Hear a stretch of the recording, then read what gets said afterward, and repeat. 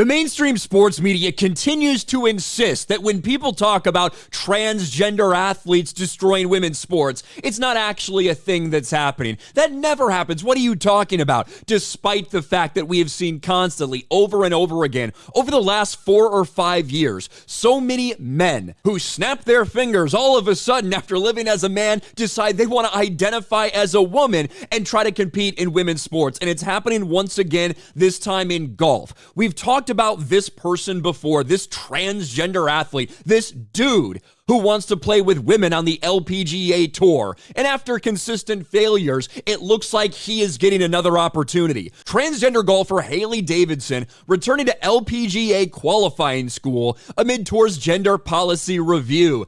And just this weekend, this trans golfer made a big step in his career, and that was to get past the first round of qualifying. Riley Gaines tweeted this out.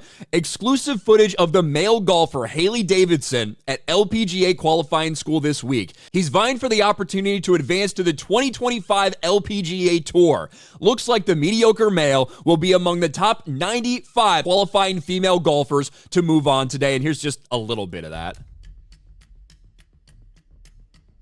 This is a man who is now identified as a woman and is trying to compete against women. Allowing even one male athlete to participate in women's sports inevitably takes an opportunity away from a female. And this is this dude right here who has spoken out consistently. It's not okay. I'm a real woman. No one should have a problem with this. Well, now golfers and female golfers are sounding off on this because it is just quite frankly ridiculous. Former LPGA Tour player sounds off on trans golfer Hailey Davidson's unfair participation in Q School. Former LPGA Tour player Amy Olsen revealed she possesses common sense and a basic understanding of biology as she sounded off against transgender golfer Hailey Davidson's inclusion in the LPGA Q School. Davidson was among the 332 players who competed in the pre-qualifying stage the past week. After finishing 42nd, the former male collegiate player earned a spot in October's first qualifying stage, where players will compete for status on the Epson Tour, the equivalent of the Korn Ferry Tour on the men's side. Almost, if you want to think about that, kind of like a developmental league or a minor league for the PGA Tour. That's kind of what we're talking about here for people that aren't aware of golf. Olsen, who recently retired from professional golf, shared her thoughts about Davidson's inclusion right here.